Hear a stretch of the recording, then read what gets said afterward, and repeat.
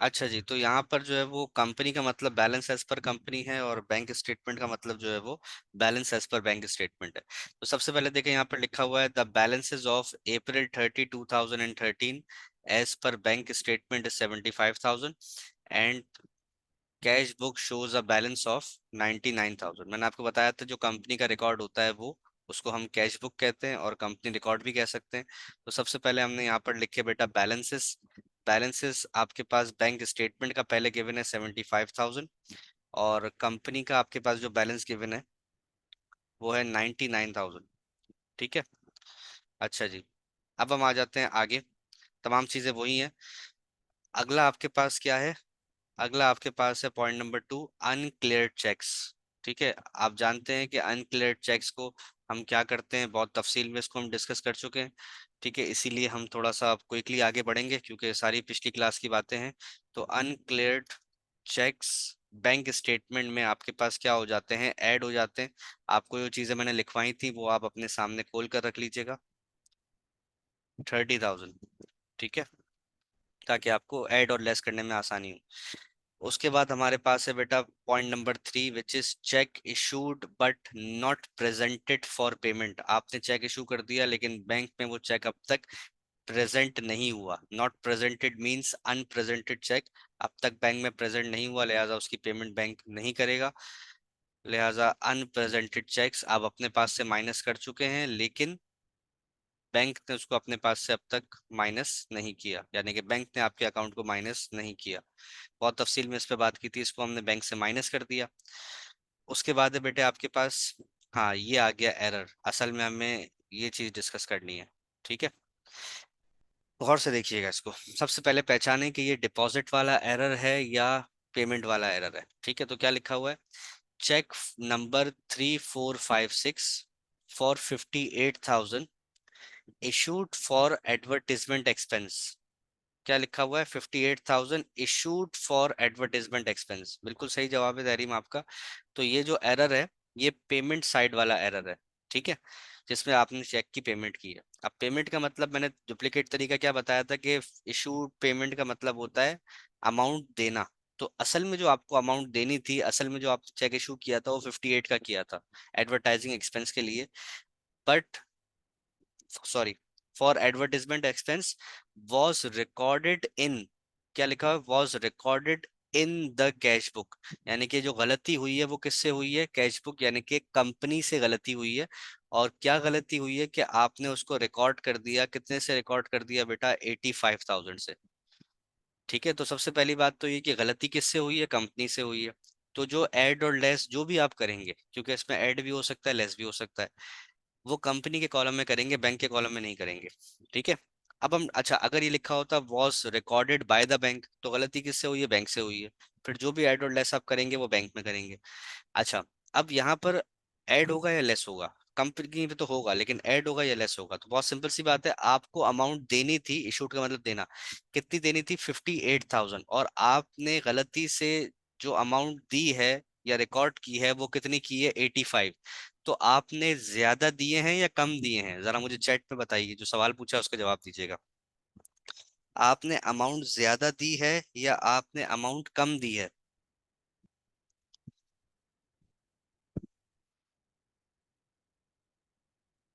देने थे 58,000 और गलती से दे दिए कितने बेटा, 85,000। जरा मुझे बताएं, कोई मैंने मुश्किल सवाल तो आपसे नहीं पूछा है। तेजी से बताएं, आपने अमाउंट ज्यादा दी है या कम दी है? ज्यादा दी है। तो सही करने के लिए इस अमाउंट को क्या करेंगे, जब भी किसी को ज्यादा दे देते हैं तो उससे पैसे क्या करते हैं, वापस लेते हैं। तो जो डिफरेंस आपके पास है 58 माइनस 85, ठीक है, उसको हम क्या करेंगे, ऐड कर देंगे। तो मुझे बताइए माइनस करके क्या डिफरेंस आ रहा है।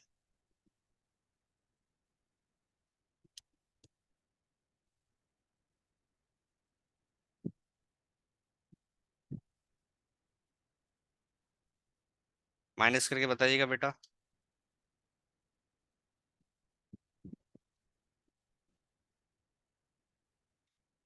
ठीक है, तो देखें ये मैंने यहाँ यहाँ मैंने कैप्शन क्या लिखा, पूरा कैप्शन लिखा। कैप्शन याद रखें, हमेशा पूरा लिखा करें। Cheque for 58,000 issued for advertisement was recorded as 85,000। ठीक है, यानी कि आपने चेक इशू किया था 58 का, उसको 85 रिकॉर्ड कर दिया, तो डिफरेंस अमाउंट 27,000 हम कंपनी में ऐड कर देंगे। ये आपका एरर है, बाकी तमाम चीजें आपकी वही हैं। ठीक है। अच्छा, point number 5, sorry, point number 5। जी बेटा, ये ट्रांजैक्शन कौन सी है? बड़ी सिंपल ट्रांजैक्शन है, हम बारहा इसको क्लास में कर चुके हैं। A check, a customer's check for 30,000 was returned with the bank statement marked as NSF। Check return हो गया, चेक बाउंस हो गया। ठीक है, और किसका चेक बाउंस हुआ है? कस्टमर का चेक बाउंस हुआ है। और कस्टमर का चेक जब बाउंस होता है तो उसको हम कहते हैं डिसऑनर्ड चेक, जो कि अपने रिकॉर्ड से हम क्या कर देते हैं? माइनस कर देते हैं। तो हमने यहाँ पर लिखा बेटा डिसऑनर्ड चेक, अपने पास से हम कर देंगे माइनस, विच इज 30,000। पिछली क्लास में इसको किया भी था हमने, क्विज में भी इसका एक सवाल था, और इसको हमने बहुत डिटेल में डिस्कस किया था। ठीक है, इसीलिए आगे बढ़ रहा हूँ। लास्ट आपके पास है, इसको जरा देखिएगा, ये मैं आपसे, सॉरी सेकंड लास्ट, ये मैं चाहूंगा कि आप इसको सॉल्व करें। A payment made to Usman and Company for 10,900 after the deduction of discount of rupees 100। यानी कि आपने उस्मान एंड कंपनी को 10,900 की पेमेंट की, डिस्काउंट डिडक्ट करने के बाद। मतलब क्या हुआ? तो मतलब ये हुआ कि 100 आपने उसको पे ही नहीं किए, आपको डिस्काउंट मिला ना, तो 100 तो आपने पे ही नहीं किए। आपने जो एक्चुअल अमाउंट पे की है वो 100 पे नहीं किए, बल्कि आपने एक्चुअल अमाउंट पे की है कितनी? 10,900। तो 100 आपको सवाल ने कंफ्यूज करने के लिए दिया है, ताकि आप इसको भी ट्रीट करें। लेकिन जानते हैं हम, ये बात बड़ी कॉमन सी बात है कि जो अमाउंट डिस्काउंट होती है, जो डिस्काउंट की अमाउंट होती है, जो जो जो डिस्काउंट हमें मिलता है, वो हम पे नहीं करते, वो तो हमारा फायदा है ना। ठीक है, मैंने बताया था आपको, उससे तो आपका एक्सपेंस कम होता है। तो जो डिस्काउंट हमें मिला है वो हम पे नहीं करेंगे, डिस्काउंट हटाकर जो अमाउंट है वो हमने पे की है, विच इज 10,900।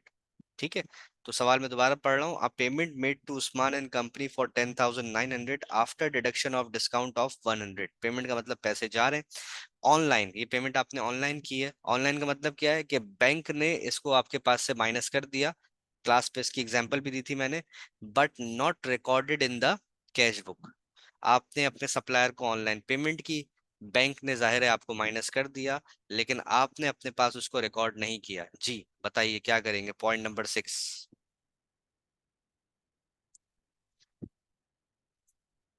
बताइए बेटा क्या करेंगे? वेट कर रहा हूँ मैं आप लोगों का। एक जवाब आया, बिल्कुल ठीक है, दो जवाब आ गए मेरे पास, फैजान और तहरीन। ठीक है बेटा, गुड। इसको हम कंपनी के रिकॉर्ड में से माइनस कर देंगे। तो यहाँ पर कैप्शन लिखेंगे online payment not recorded in cash book. सही है, माइनस कर देंगे विथ 10,900। सही है। पॉइंट नंबर 7, ये तो बड़ा सिंपल है। Withholding tax on cash withdrawal shown in bank statement. जी बेटा, ये भी आप बताएंगे, जरा सा जुमले को चेंज किया गया है। withholding tax on cash withdrawal shown in bank statement. Bank statement में ये शो हो रहा है, जो कैश विड्रॉल पे टैक्स है। तो जरा आप मुझे बताइए कि कैश विड्रॉल पे जो टैक्स है वो बैंक स्टेटमेंट में कैसे शो हो रहा होगा? बैंक ने आपको माइनस किया होगा या प्लस किया होगा?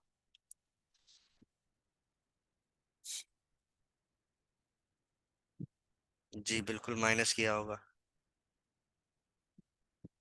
ठीक है, तो इसका मतलब हम भी अपने पास से इसको माइनस कर देंगे। तो टैक्स, इसको हम लिख देते हैं डेबिटेड बाय बैंक। ये वर्डिंग्स मैं अपनी तरफ से लिख रहा हूँ, आप चाहे तो पूरा क्वेश्चन कॉपी पेस्ट कर लें, इसमें कोई प्रॉब्लम नहीं है। ठीक है, तो ये करने के बाद अब हम यहाँ पर बताएंगे कि हमारे जो एडजस्टेड बैलेंसेस हैं वो क्या आ रहे हैं। एडजस्टेड बैलेंसेस, तो सबसे पहले बताइए मुझे, कंपनी का जो बैलेंस है वो मेरे पास क्या आ रहा है? कंपनी के कॉलम को प्लस और माइनस करें,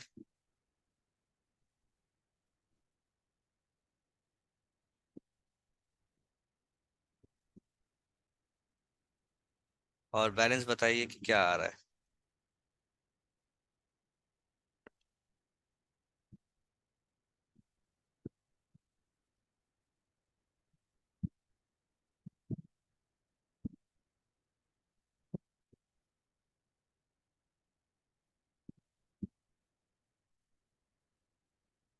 85,000। जी बेटा, और बैंक के रिकॉर्ड का बैलेंस क्या आ रहा है? ये भी 85,000 ही आ रहा है, ठीक है।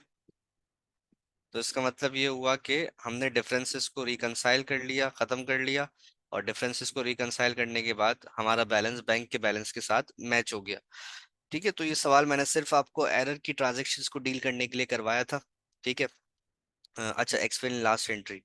लास्ट एंट्री कौन सी है? विद होल्डिंग टैक्स वाली है। ये तो बड़ी सिंपल सी बात है ना, मैंने आपको बताया था कि बैंक आपको मुख्तलिफ रीजंस की वजह से माइनस करता है। वो रीजन टैक्स भी हो सकता है, लॉकर रेंट भी हो सकता है, सर्विस चार्जेस भी हो सकते हैं, एटीएम चार्जेस भी हो सकते हैं, ठीक है, डेबिट कार्ड चार्जेस भी हो सकते हैं। तो मुख्तलिफ रीजंस की वजह से बैंक आपको माइनस करता है और आपको कम्युनिकेट नहीं करता।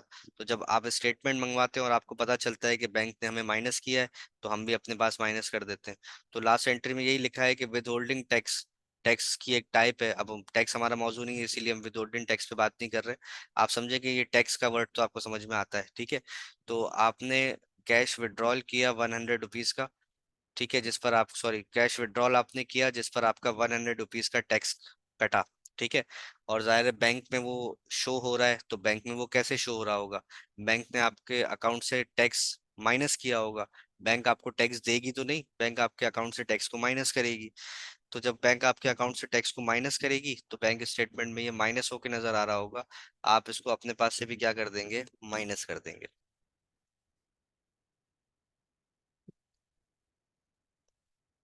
अच्छा जी, ठीक है। ये तो हमारा हो गया बैंक रिकंसिलिएशन स्टेटमेंट कंप्लीट। अब हम आते हैं इसकी, इसका अगला टॉपिक है विच इज एडजस्टिंग एंट्रीज। ठीक है।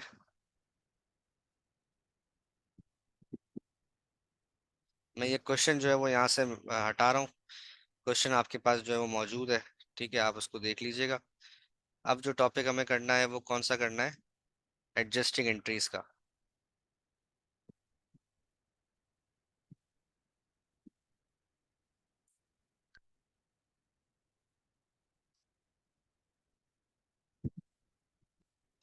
ठीक है। एडजस्टिंग एंट्रीज क्या होती हैं, क्यों बनाते हैं, अभी हम डिस्कस करते हैं। अब तक कोई सवाल अगर किसी को पूछना है तो बेटा पूछ लीजिएगा। ठीक है, थैंक यू बेटा अटेंडेंस के लिए। कोई सवाल अगर किसी को पूछना है तो पूछ लीजिए। 1 मिनट दे रहा हूँ मैं आपको, और फिर हम स्टार्ट करते हैं adjusting entries. Adjusting entries are very simple, hardly आपके हाफ एन आवर में इसको हम कंप्लीट कर लेंगे।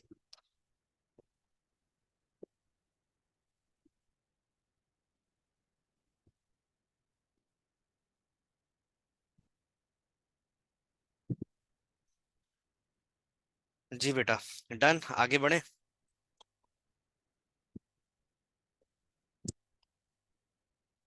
चलें। एडजस्टिंग एंट्रीज जब हम बनाते हैं तो हमें सिर्फ कुछ बातें याद रखनी है, ठीक है, जिसमें से पॉइंट नंबर 1 में आपको एक्सप्लेन करने लगा हूँ। कि देखिए, आपके पास जब आपने रिकंसिलिएशन स्टेटमेंट बनाया, कोई भी सवाल आप उठा लें, तो आपके पास ये दो कॉलम्स जो है वो मौजूद है। एक कॉलम आपके पास है बैंक स्टेटमेंट का, एक कॉलम आपके पास है कंपनी का। ठीक है। तो एडजस्टमेंट का मतलब क्या होता है? सबसे पहले जहन में रखिएगा ये वाली बात, कि एडजस्टिंग का मतलब, ये एडजस्टिंग एंट्रीज वो एडजस्टिंग एंट्रीज नहीं है जो आपने मिड टर्म से पहले की थी। ठीक है, वो तो थोड़ी सी टफ थी, थोड़ी सी लॉजिकल थी। ये बहुत आसान है, लेकिन इसका जो कॉन्टेक्चुअल मीनिंग है वो एक ही है। एडजस्टिंग जब मैं आपको समझा रहा था, तो वहां भी मैंने आपको ये बात समझाई थी कि एडजस्टिंग का मतलब होता है, या एडजस्टमेंट का मतलब होता है अपडेट करना, रिकॉर्ड को अपडेट करना। तो यहाँ पर भी एडजस्टिंग एंट्रीज का मतलब ये है कि आप रिकॉर्ड को अपडेट करेंगे। अब मसला ये है, मैं आपसे सवाल पूछ रहा हूँ। मसला ये है कि आपके पास दो रिकॉर्ड है, एक रिकॉर्ड है कंपनी का और एक रिकॉर्ड है बैंक का। ठीक है। तो आप कौन से रिकॉर्ड को अपडेट करेंगे? क्या आप बैंक स्टेटमेंट का मतलब ये आपका रिकॉर्ड है ही नहीं। ये रिकॉर्ड वो है जो कि बैंक ने मेंटेन किया है अपने पास। और आपका जो रिकॉर्ड है वो कौन से किस नाम से शो हो रहा है? कंपनी के नाम से शो हो रहा है। तो आपका क्या ख्याल है, हम कौन से रिकॉर्ड को अपडेट करेंगे? एक जवाब आया है फैजान का। जी बिल्कुल ठीक जवाब दे रहे हैं आप लोग। हम जो रिकॉर्ड करेंगे वो सिर्फ और सिर्फ कंपनी के रिकॉर्ड को अपडेट करेंगे। ठीक है। कंपनी के रिकॉर्ड को अपडेट करने का मतलब ये है कि देखिए बैलेंस 99,000 था, मैं इसको दोबारा हाईलाइट कर रहा हूँ ताकि आपको नजर आए कि हम किस पॉइंट पे मौजूद है। बैलेंस 99,000 था, इसका मतलब ये हुआ कि ये तो ऑलरेडी रिकॉर्डेड था, इसको हम रिकॉर्ड नहीं करेंगे। ठीक है, इसको हमने अपडेट किया। कैसे अपडेट किया? By means of these additions and deductions. ठीक है। तो हमने इस बैलेंस को अपडेट किया। अपडेट किया मतलब किसी जगह हमने इसको प्लस किया, किसी जगह हमने माइनस किया, इसी तरह से हमने इसको अपडेट किया, और एंड में जाके हमारा बैलेंस अपडेट हो गया, यानी कि एडजस्ट हो गया। तो हम करेंगे क्या, हम कंपनी के रिकॉर्ड को चेक करेंगे, हम कंपनी के कॉलम को चेक करेंगे। जो चीजें हमने प्लस की हैं और जो चीजें हमने माइनस की हैं, उनको हमें एडजस्ट करना है, उनको हमें अपडेट करना है। अब कंपनी की जो पुरानी बुक है उसको तो जाकर पलट कर हम उसमें वाइटो लगा के या इंक रिमूवर से तो उसको चेंज कर नहीं सकते।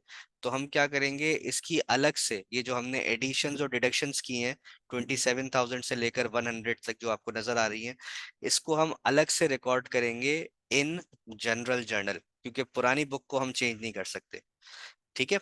तो सबसे पहले आपको ये बात याद रखती है कि जब आप एडजस्टिंग एंट्री बनाएंगे तो आपको सिर्फ और सिर्फ कंपनी का कॉलम देखना है, और बैंक के कॉलम में क्या हो रहा है ये आपको नहीं देखना।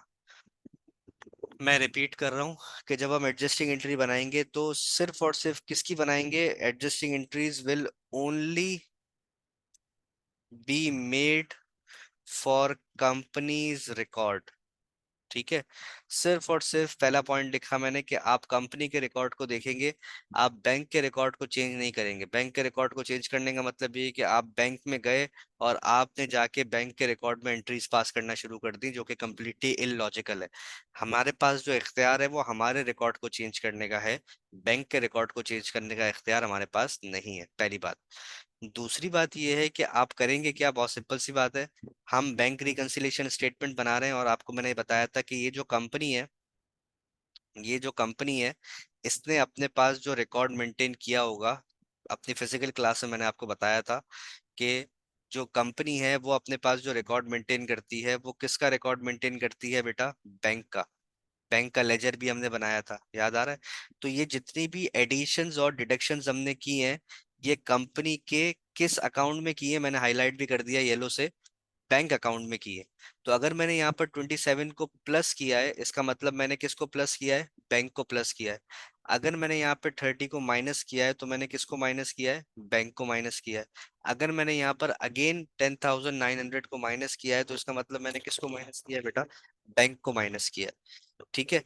तो हम यहाँ पर जितनी भी प्लस और माइनस करते हैं वो बैंक अकाउंट में करते हैं। और जरा जवाब दीजिए, कंपनी के लिए सवाल सुनिएगा, कंपनी के लिए बैंक क्या होता है, एसेट या लाइबिलिटी? कंपनी के लिए बैंक, कंपनी के लिए बैंक का अकाउंट, तेजी से जवाब दीजिएगा, वेरी गुड, एसेट। तो इसका मतलब अगर हमने प्लस किया है किसी ट्रांजेक्शन में अमाउंट को, तो इसका मतलब हमने बैंक को प्लस किया है, और बैंक आपके लिए क्या है, एसेट है। और एसेट जब प्लस होता है तो उसको हम क्या करते हैं, डेबिट करते हैं।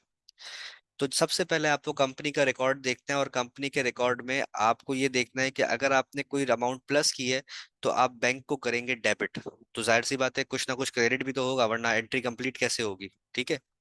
तो क्रेडिट क्या होगा ये मैं आपको थोड़ी देर में बताऊंगा, पहले आप बैंक का मसला हल कर लें। तीसरा पॉइंट, अगर आपने चेक किया अपने कॉलम में कंपनी के, और आपने बैंक को क्या किया हुआ है, माइनस किया हुआ है, प्लस नहीं किया हुआ। ठीक है। तो बैंक को माइनस करने का मतलब है कि अब की बार आपने बैंक को बढ़ाया नहीं है, बल्कि उसको क्या किया है, कम किया है। तो जब आप बैंक को माइनस करेंगे तो इसका मतलब आपका एसेट माइनस होगा, और जब भी एसेट माइनस होता है तो उसको हम डेबिट नहीं करते बल्कि क्या करते हैं, क्रेडिट करते हैं। ठीक है। और क्रेडिट करेंगे तो जाहिर सी बात है इसको जरा सा हम गैप देके लिखेंगे। तो डेबिट क्या होगा, जो डेबिट टाइटल है उसके बगैर तो एंट्री कंप्लीट ही नहीं होगी। तो डेबिट क्या होगा ये मैं आपको थोड़ी देर में बताऊंगा। तो सबसे पहले आपको 3 पॉइंट याद रखने हैं। ये 3 पॉइंट अगर आपको समझ में आ गए तो फिर मैं आगे बढ़ूंगा। बस ये 3 पॉइंट समझ में आ गए तो आपकी एंट्री कंप्लीट हो गई। सबसे पहले जब हम एंट्रीज बनाएंगे तो सबसे पहले हम ये ख्याल रखेंगे कि हमें सिर्फ और सिर्फ कंपनी के रिकॉर्ड की एंट्री बनानी है। बैंक के रिकॉर्ड में कुछ भी हुआ है उसको हमें इग्नोर करना है। उसके बाद अगर हमने कंपनी के कॉलम को देखा और बैंक उसमें प्लस हुआ हुआ है तो हम क्या करेंगे, उसमें उस कॉलम में कुछ ना कुछ प्लस हुआ हुआ है तो हम बैंक को डेबिट कर देंगे। क्रेडिट क्या करेंगे ये आप 2 मिनट के लिए छोड़ दीजिए। अगर उस कॉलम में क्रेडिट माइनस हुआ हुआ है तो हम बैंक को क्रेडिट कर देंगे। और डेबिट क्या करेंगे ये आप 2 मिनट के लिए छोड़ दीजिए। अब आप मुझे बताइए कि यहाँ तक बात समझ में आई है, 3 पॉइंट समझ में आ गए?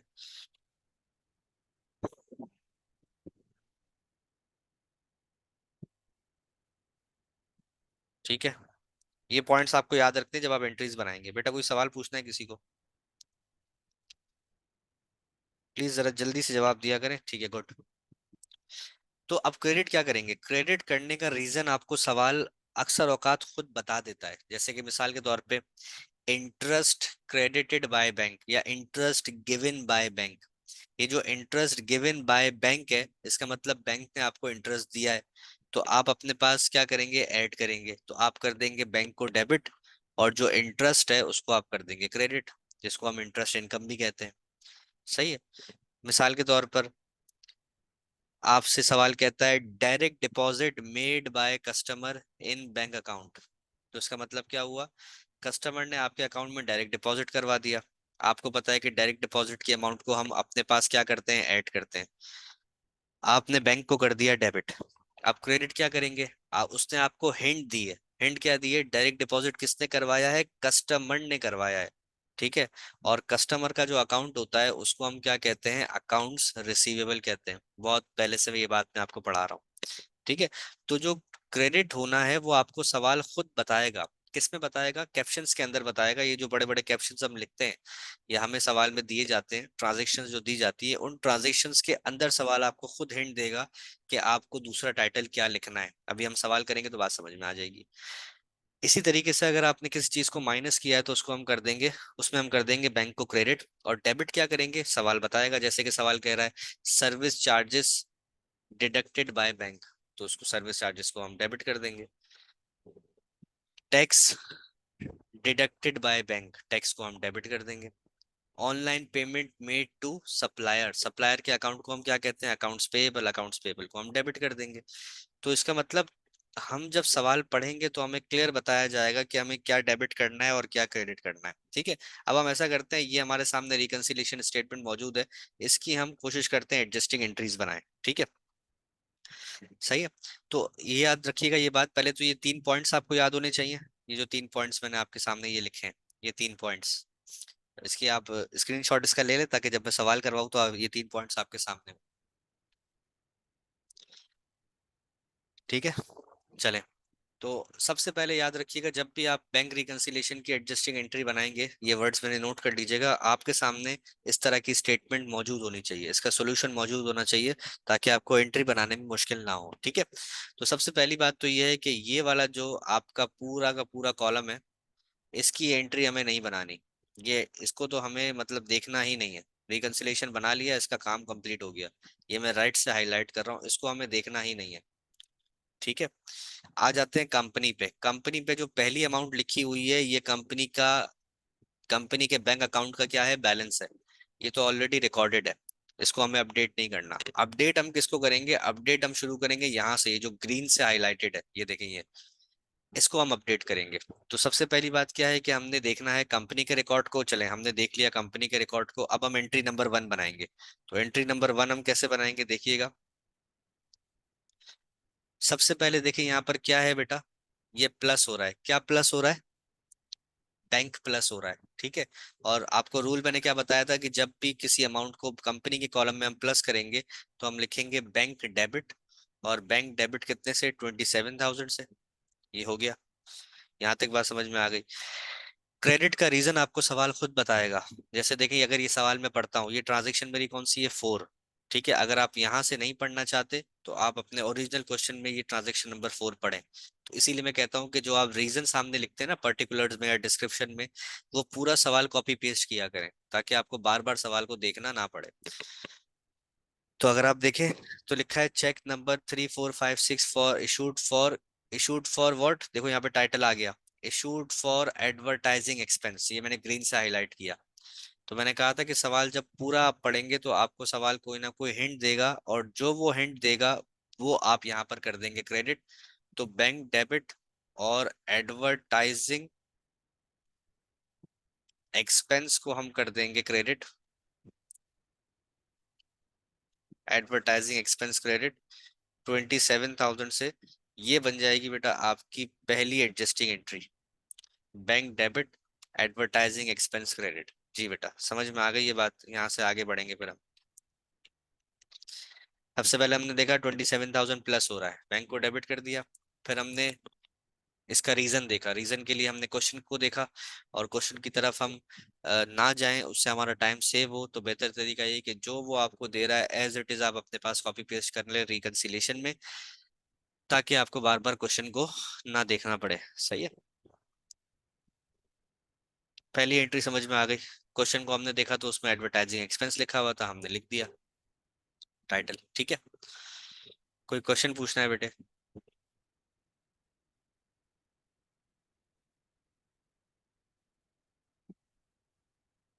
मुझे जल्दी बताइएगा ताकि फिर मैं आगे बढ़ूँ। ठीक है, गुड, आगे बढ़ते हैं। आगे अगर आप अमाउंट देखें, पहले आपको कैप्शन नहीं देखना, जिस तरह मैं आपको सीक्वेंस बता रहा हूँ उस तरह करेंगे तो कभी गलती नहीं होगी। पहले आपको अमाउंट देखनी है, जो छोड़ दे आगे क्या लिखा हुआ है, फॉरगेट इट। एक वक्त में एक काम करें वरना कंफ्यूज हो जाएंगे। तो 30,000 रुपीज यहाँ से क्या हो रहा है, माइनस हो रहे हैं। क्या बात बताई मैंने आपको, जब भी कोई अमाउंट माइनस होगी यहाँ से, तो हम बैंक को क्या कर देंगे, क्रेडिट कर देंगे। हमने बैंक को क्रेडिट किया 30,000 से। अब डेबिट क्या करेंगे? सही है, तो आप डेबिट क्या करेंगे, तो आपको सवाल रीजन बताएगा। तो यहाँ पर हमने जाहिर है शॉर्टकट लिखा है, लेकिन अगर हम सवाल को देखें तफसील में तो एंट्री नंबर 5 का रीजन क्या लिखा हुआ है देखें। A customer's cheque for 30,000 was returned with the bank statement marked as NSF. आपका जो चेक डिसऑनर हुआ है, आपका ये जो चेक रिटर्न हुआ है या बाउंस हुआ है, वो किसका चेक बाउंस हुआ है? ये वाला पॉइंट नंबर 5, ये कस्टमर का चेक बाउंस हुआ है। और कस्टमर का जो अकाउंट हम क्रिएट करते हैं वो किस नाम से क्रिएट करते हैं, अकाउंट्स रिसीवेबल के नाम से। तो अकाउंट्स रिसीवेबल को हमने यहाँ पर क्या कर दिया, डेबिट कर दिया। तो इसकी एंट्री बन गई अकाउंट्स रिसीवेबल डेबिट और बैंक क्रेडिट। ये आपकी बन गई एंट्री नंबर सेकंड। ठीक है, मैं उसी तरह बना रहा हूँ जिस तरह मैंने आपको बताया था। कोई सवाल अगर किसी को पूछना हो तो मुझे रोक दीजिएगा। एंट्री नंबर थर्ड पर आइएगा। अगेन आपने यहाँ पर 10,900 से अमाउंट को क्या किया है, माइनस किया है। जब अमाउंट हम माइनस करते हैं तो बैंक को क्रेडिट करते हैं 10,900 से। ठीक है, अब ये माइनस मैंने क्यों किया है, क्योंकि यहाँ पर तो मैंने कैप्शन शॉर्टकट में लिखा है। आपको पूरा कॉपी पेस्ट करना है तो हम पॉइंट नंबर 6 की तरफ चले जाते हैं। तो पॉइंट नंबर 6 ये कह रहा है payment made to Usman and company. यहाँ पे देखिएगा, मैं इसको पूरे को हाईलाइट कर रहा हूँ। Payment made to Usman and company, Usman and company को आप पेमेंट कर रहे हैं। अब जाहिर सी बात है, कॉमन सेंस यूज कीजिएगा। जिसको हम पेमेंट करते हैं वो हमारा कौन होता है, सप्लायर होता है। हम अपने कस्टमर को तो पेमेंट नहीं करते, कस्टमर से तो हम पैसे लेते हैं। हम उसको सामान बेचते हैं या सर्विस बेचते हैं, ठीक है, सर्विस प्रोवाइड करते हैं, और इन रिटर्न हम उससे पैसे लेते हैं। लेकिन जो हमारा सप्लायर है, उसको हम क्या करते हैं, पैसे देते हैं। हमने किसी से कोई चीज खरीदी है, उसने हमें सामान अगर सप्लाई किया है, तो हम उसको पैसे देंगे। ठीक है, तो आपने पेमेंट की है उस्मान एंड कंपनी को, तो अंडरस्टूड सी बात है कि उस्मान एंड कंपनी आपका कौन है, सप्लायर है। और सप्लायर के अकाउंट को हम लिखते हैं किस नाम से, अकाउंट्स पेएबल के नाम से।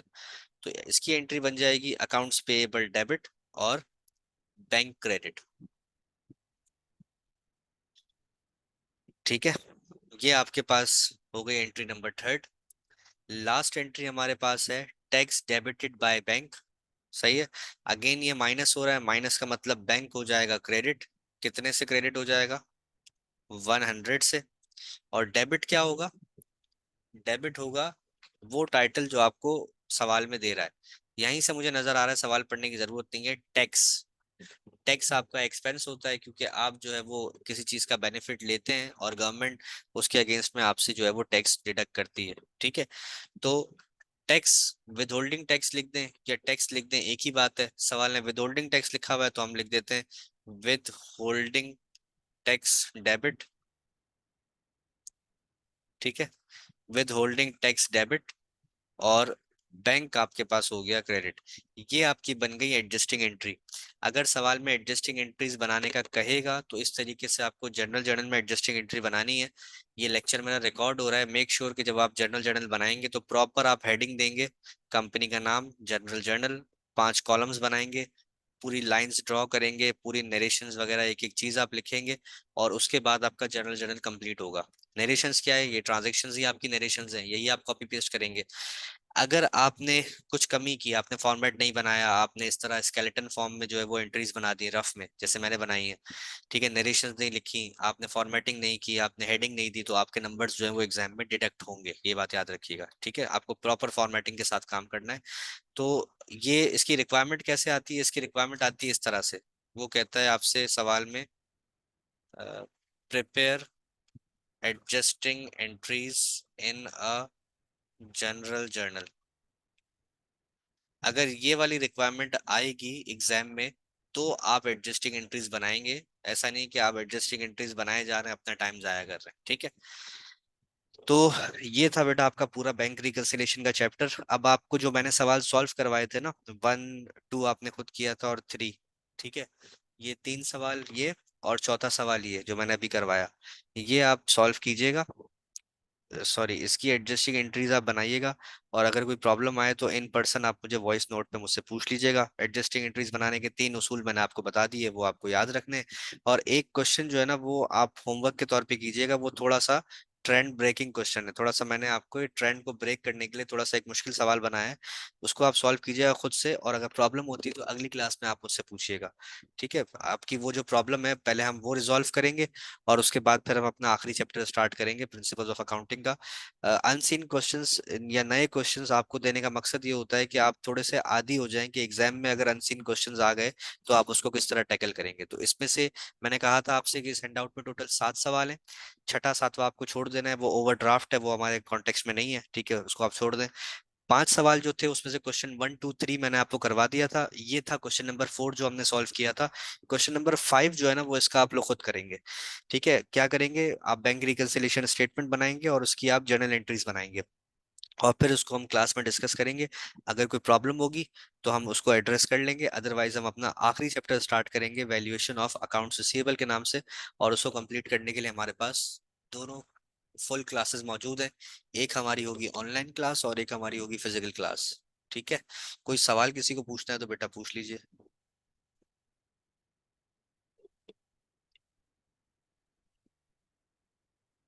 आपको मैंने 2 काम दिए, रिपीट कर रहा हूँ। एक काम क्या दिया कि क्वेश्चन 1 2 3 इसकी आप जर्नल एंट्रीज एडजस्टिंग एंट्रीज बनाएंगे, 4 की तो मैंने बना दी है। और क्वेश्चन नंबर 5 आप कंप्लीट सॉल्व करेंगे, रिकंसिलिएशन विद एडजस्टिंग एंट्रीज, ठीक है। तो चलें बेटा, मीटिंग को यहाँ पर हम अपनी एंड करते हैं। कोई सवाल अगर किसी को पूछना है तो पूछ लीजिए। इस वक्त जो मेरे पास बच्चे अटेंडेंस पे मौजूद हैं, ये बहुत इंपॉर्टेंट है, ये मिस ना हो जाए, वो 27 स्टूडेंट्स मौजूद हैं, ठीक है। तो एक फाइनल स्क्रीनशॉट ले लीजिए बेटा, कौन मौजूद है? जैन है आप मौजूद हैं इस वक्त क्लास में? जैन, हाँ जैन बेटा, फाइनल स्क्रीनशॉट ले लीजिए, और ये आप ग्रुप पे शेयर कर दीजिए। अभी कोई बच्चा लीव ना करे प्लीज, जल्दी से स्क्रीनशॉट लीजिएगा जैन। हमारे पास सिर्फ 3 मिनट है, क्लास खत्म हो जाएगी, फिर मीटिंग एंड हो जाएगी, फिर बच्चों को दोबारा रिज्वाइन करना पड़ेगा।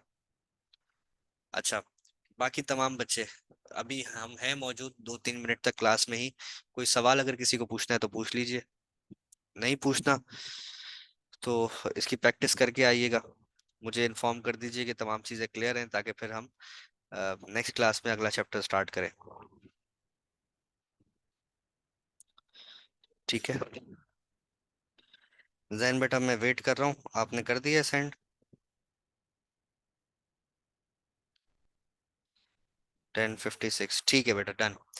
तो चलें फिर, अगली ऑनलाइन क्लास में आपसे दोबारा मुलाकात होगी अपने आखिरी चैप्टर के साथ। पहले हम डिस्कस करेंगे, आपने वो चैप्टर जो मैंने सवाल आपसे पूछा था, जो सवाल मैंने आप लोगों को दिया था, वो सवाल आप लोगों ने किया या नहीं किया, ठीक है।